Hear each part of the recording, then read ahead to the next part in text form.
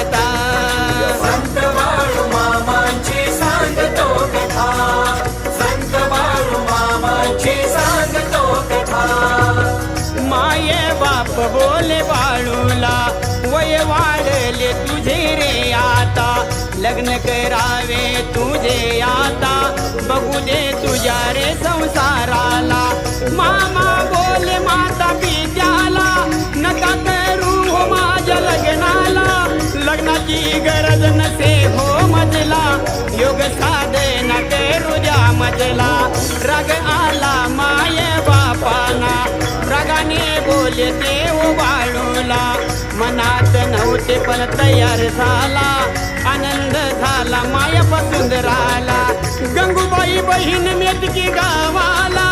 सत्यवा मुलगी तिच्या पोटाला